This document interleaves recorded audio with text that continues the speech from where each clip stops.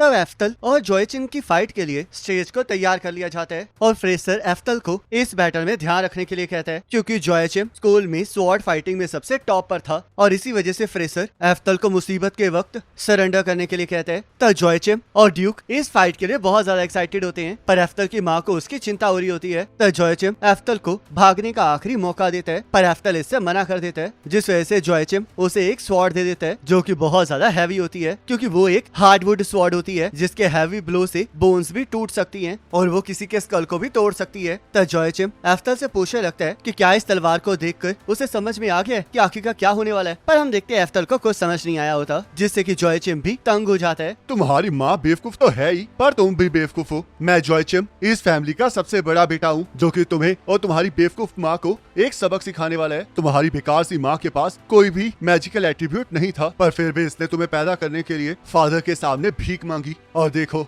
तुम भी बिना मैजिकल एट्रीब्यूट के पैदा हो गए। तुम्हारी माँ ने हमारी फैमिली की बेइज्जती करवाई है, तो इसलिए मैं इसे मारना चाहता हूँ, पर लगता है मुझे तुम्हें मार कर ही अपनी प्यास बुझानी पड़ेगी। तो चलो फिर मैं तुम्हें एक हैंडीकैप दे देता हूँ, जिस वजह से तुम पहले मेरे ऊपर हमला कर सकते हो। तब जॉयचिन एफ्तल को अपने पास आने के लिए कहने लगता है और एफ्तल को अपनी माँ की बुराई सुनकर बहुत ज्यादा गुस्सा आ रहा होता है और उसे ये भी यकीन नहीं आ रहा होता कि जॉयचिन और उसके फादर जैसे बेकार से पर्सन उसी के वंशज हैं। तब एफ्तल पूरे गुस्से में जॉयचिन के ऊपर हमला कर देता है, जिससे जॉयचिन बचने में कामयाब हो जाता है। इसने तो बड़ी मुश्किल से मेरे इस हमले पर रिएक्ट किया है और ऊपर से ये तो मेरे हमलों को सह भी नहीं पा रहा है। क्या इसे सच में पता है कि तलवार कैसे चलाई जाती है, या फिर ये झूठ कह रहा था? तब एफ्तल जॉयचिन के ऊपर हमला करते हुए उसे पीछे की तरफ धकेलता जाता है और उसके ऊपर पूरी ताकत से हमला करने लगता है, जिसे जॉयचिन ब्लॉक कर लेता है। पर तभी एफ्तल अपनी फिजिकल एबिलिटी को एनहेंस कर देता है, जिस वजह से वो जॉयचिन के ऊपर भारी पड़ना स्टार्ट हो जाता है और जॉयचिन को यकीन नहीं आ रहा होता कि एफ्तल वही सेम पर्सन है जिसे उसने थोड़े टाइम पहले देखा था। तब एफ्तल जॉयचिन के ऊपर भारी पड़ता है और उसे उड़ाकर दूर पटक देता है, जिसे देखकर सभी लोग हैरान हो जाते हैं और इससे जॉयचिन का बुरा हाल हो गया होता है। तब एफ्तल जाने से पहले जॉयचिन को ये धमकी देता है कि अगर उसने दोबारा से उसकी माँ की बेइज्जती की तो वो उसे मार डालेगा।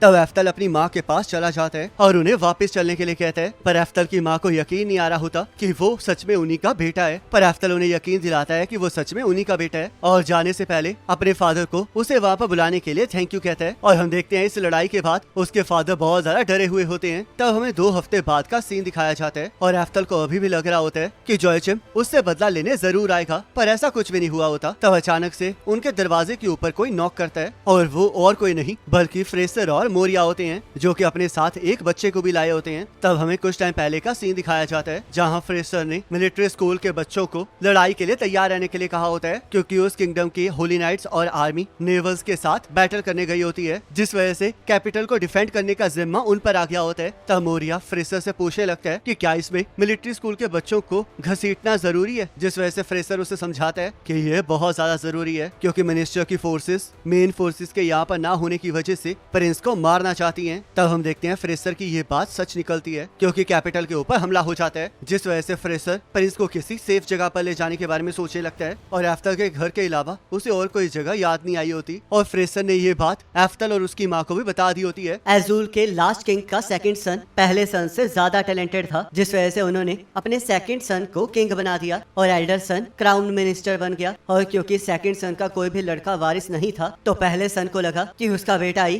थ्रोन का असली वारिस है, पर अब सेकंड सन का बेटा पैदा हो गया है और क्राउन मिनिस्टर की फैक्शन उसे मारना चाहती है। ये सब कुछ तो ठीक है, पर आखिरकार कैपिटल के ऊपर हमला कैसे हुआ, क्योंकि आपने तो डिफेंसेस को बढ़ा रखा था ना? मुझे लगता है कि इसके पीछे फादर है। अगर थ्रोन क्राउन मिनिस्टर के हाथों में आ जाएगा तो उन्हें ही स्टेटस और पावर में सबसे ज्यादा बेनिफिट मिलेगा। तब मोरिया भी पूछने लगता है कि आखिरकार उन्हें क्या करना चाहिए, जिस वजह से फ्रेसर कहने लगता है कि वो लोग वापस कैपिटल नहीं जा सकते हैं, बल्कि उन्हें तो बॉर्डर को क्रॉस करके प्रिंस को मेन आर्मी तक लेकर जाना होगा। तब मोरिया और फ्रेसर प्रिंस को वहाँ से ले जाने के लिए तैयार हो जाते हैं और एफ्तल पे उनके साथ जाने की बात करने लगता है, जिससे कि मोरिया बहुत खुश होता है। और हमें पता चलता है कि एफ्तल ये इस वजह से कर रहा होता है क्योंकि 400 साल पहले एज़ूल के किंग ने ही डेमन किंग के साथ बैटल में उन्हें राशन दिया था और वो इसी बात का कर्ज उतारना चाहता है और उस कंट्री को बचाना चाहता है। तब वो लोग फॉरेस्ट में से आगे बढ़ने लगते हैं, पर एफ्तल को वहाँ पर बहुत ज्यादा अजीब लग रहा होता है, क्योंकि वहाँ पर कोई भी एनिमल्स नहीं होते हैं और बहुत ही ज्यादा शांति होती है, जिस वजह से मोरी मोरिया और फ्रेसर को भी अजीब लग रहा होता है। पर तभी अचानक से उन्हें बिजली की आवाज आने लगती है और फ्रेसर उन्हें जल्द से जल्द जंगल को छोड़ने के लिए कहता है, जिस वजह से वो लोग बॉर्डर की तरफ भागने लगते हैं। तब थोड़ी देर बाद वो फॉरेस्ट से बाहर निकलने वाले होते हैं, पर तभी वो लोग देखते हैं कि मेजिस की एक बड़ी सी आर्मी ने उन्हें घेर लिया है और वो आर्मी किसी और की नहीं बल्कि कि एफ्तल और फ्रेसर के फादर की होती है। तब वो लोग वापस जाने का डिसाइड करते हैं, पर जंगल में आग लगी होती है जिस वजह से उनके पास कहीं जाने का रास्ता नहीं बचा होता और मोरिया पूछने लगता है कि क्या प्रिंस को सेफ्टी तक पहुंचाने का कोई रास्ता है, क्योंकि वो लोग वहाँ से नहीं भाग सकते। तब फ्रेसर डिसाइड करता है कि वो अपने फादर से एक बार बात करके रहेगा, पर मोरिया इसके लिए मना करने लगता है, जिस वजह से फ्रेसर उसे समझाता है कि उसके फादर बुरे इंसान नहीं है और अगर वो लोग कोशिश करेंगे तो उसके फादर मान जाएंगे। तब फ्रेसर अपने फादर से बात करने के लिए चला जाता है और उन्हें ये सब कुछ बातचीत करके सुलझाने के लिए कहने लगता है और ये समझा रहा होता है कि अभी भी कुछ भी नहीं बिगड़ा है, जिस वजह से वो लोग वापस कैपिटल जा सकते हैं। तब जॉयचम पूछने लगता है कि आखिरकार उसके फादर क्या करना चाहते हैं, पर हम देखते हैं ड्यूक फ्रेसर के साथ बातचीत करने के लिए मान जाते हैं। तब ड्यूक को अपनी तरफ आते हुए देखकर फ्रेसर बहुत ज्यादा खुश हो जाता है और उसे लगने लगता है कि उसके फादर उसी की बात मानने के लिए वहाँ पर आए हैं। पर तभी उसके फादर उसके पेट के ऊपर एक मैजिक टूल रख देते हैं और उसे बताते हैं कि वो उनके रास्ते में आ रहा है, जिस वजह से अब उन्हें उसे ठिकाने लगाना पड़ेगा। तब ड्यूक उस टूल के अंदर छुपे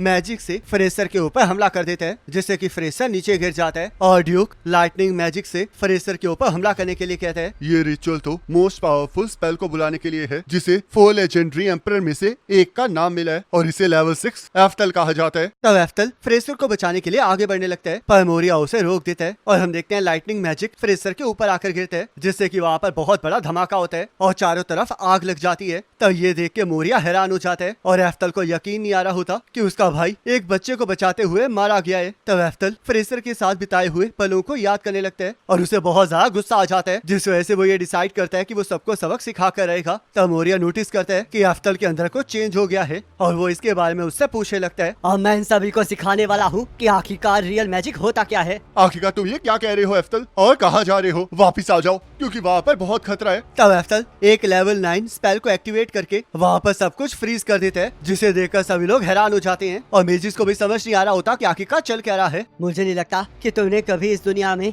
ऐसा सुना होगा कि किसी ने इतनी बड़ी स्पेल को अकेले ही कास्ट किया है। वैसे तो वाटर मैजिक मेरी स्पेशलिटी नहीं है, पर मुझे लगता है कि तुम तो ये भी नहीं रोक सकते हो। और मुझे लगा था कि मैंने अपने बेटों को सिखाया है कि मैजिक को कैसे इस्तेमाल किया जाता है और कैसे लड़ा जाता है। तब ड्यूक देखता है कि उनके सामने एफ्तल खड़ा है, जिस वजह से वो अपनी सारी मैजिकल आर्मी को उसके ऊपर हमला करने के लिए कहता है और हम देखते हैं सारे मेजिस मिलके लेवल 5 स्पेल से एफ्तल के ऊपर एक्सप्लोसिव एरोज फेंक देते हैं और वो एरोज जैसे ही एफ्तल के पास जाते हैं वैसे ही वहाँ पर एक जोरदार धमाका होता है, जिससे कि सभी लोग बहुत खुश होने लगते हैं और उन्हें लगता है कि एफ्तल मर चुका है। तब ड्यूक इस बात की खुशी मनाने लगता है, पर तभी वो लोग देखते हैं कि एफ्तल अभी भी जिंदा है। क्या तुम लोगों को सच में लगा कि इससे मेरा कुछ बिगड़ सकता है? तो लोगों को पता भी है कि always on magic defence circle नाम की भी कोई चीज होती है, पर मुझे नहीं लगता कि तुम्हें इतना भी पता है। तुम लोग सच में बहुत ज्यादा इग्नोरेंट हो। तब ड्यूक फिर से अपनी मैजिक डिवीजन को लेवल 6 एफ्तल से एफ्तल के ऊपर हमला करने के लिए कहता है, जिस वजह से एफ्तल के ऊपर बहुत सारी लाइटनिंग आ जाती है और उसे यह बिल्कुल पसंद नहीं आ रहा होता कि इतनी बेकार सी स्पेल को उसका नाम दिया गया है। तब एफ्तल लेवल 7 मैजिक गार्ड का इस्तेमाल करके उस लाइटनिंग को रोक देता है, जिससे कि सभी लोग बहुत ज्यादा हैरान हो जाते हैं, क्योंकि उनके लिए वो स्पेल लेजेंडरी होती है और एफ्तल ने बड़े आराम से उसे रोक लिया होता है, जिस वजह से वो एफ्तल को मॉन्स्टर कहने लगते हैं। तो एफ्तल उन लोगों को बेकार कह के फुल स्पीड से उनकी तरफ बढ़ने लगता है और अपनी तलवार से उन सभी को काटना स्टार्ट कर देता है, जिसमें उसे बहुत ज्यादा मजा आ रहा होता है। मुझे खुशी है कि मेरे भाई फ्रेजर ने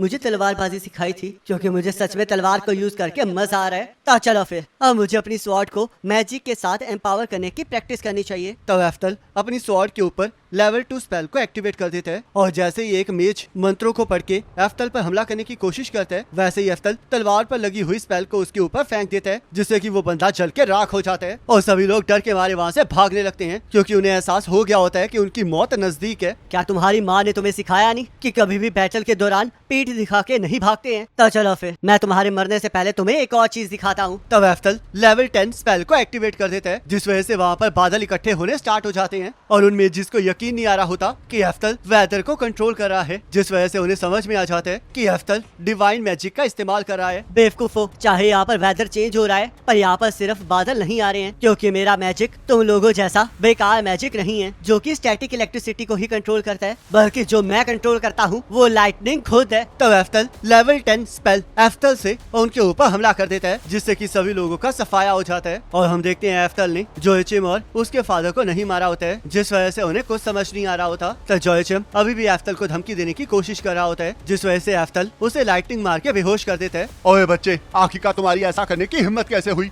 आपने क्राउन प्रिंस को मारने की कोशिश की है, तो इसलिए अगर मैं आपको यही मरने दूंगा तो इसमें ज्यादा मजा नहीं आएगा। याद रखो कि अगर तुमने मेरे ऊपर हमला किया तो तुम आर्मी के गद्दार कहलाओगे। तुम भी अपनी बकवास बंद करो, क्योंकि मैं उस बंदे पर बिल्कुल भी रहम नहीं खाऊंगा जिसने अपने ही बेटे को मारा हो। तब हम देखते हैं कि ये विद्रोह फेल हो जाता है, जिस वजह से जोयाचिम और ड्यूक को पब्लिक के सामने फांसी के फंदे पर चढ़ा दिया जाता है। और यहाँ हम देखते हैं फ्रेसर अभी भी जिंदा होता है, जिसे देखकर एफ्तल बहुत खुश होता है। और हम देखते हैं उसे फैमिली के पुराने नेकलेस ने बचाया होता है, जो कि पहले एफ्तल का ही होता है। तब एफ्तल फ्रेसर के गले लग जाता है और इस बात का शुक्रिया अदा करने लगता है कि वो जिंदा है। वैसे तो विद्रोह के बाद हमारी फैमिली से हमारा नोबल टाइटल छीनने वाला था, पर क्योंकि मेरे भाई फ्रेसल ने क्राउन प्रिंस को बचाने के लिए अपनी जान जोखिम में डाली थी, तो हमारे टाइटल को नहीं छीना गया और उसके बाद फ्रेसल हमारे घर का हेड बन गया। तब यहाँ फ्रेसर और मोरिया एफ्तल को जंगल में ले जाते हैं ताकि एफ्तल उन्हें उसका मैजिक दिखा सके। और एफ्तल उनके सामने लेवल 7 की 2 स्पेल्स को एक्टिवेट कर देता है, जिससे कि वहाँ पर बहुत बड़ा धमाका होता है और वो दोनों ये देख के बहुत ज्यादा हैरान हो जाते हैं। तब एफ्तल इस बात को छुपाने के लिए उनसे माफी मांगने लगता है, पर फ्रेसर को पूरा यकीन होता है कि इसे छुपाने के पीछे एफ्तल के पास कोई न कोई कारण जरूर होगा। तब एफ्तल इसके बारे में बात नहीं कर पा रहा होता,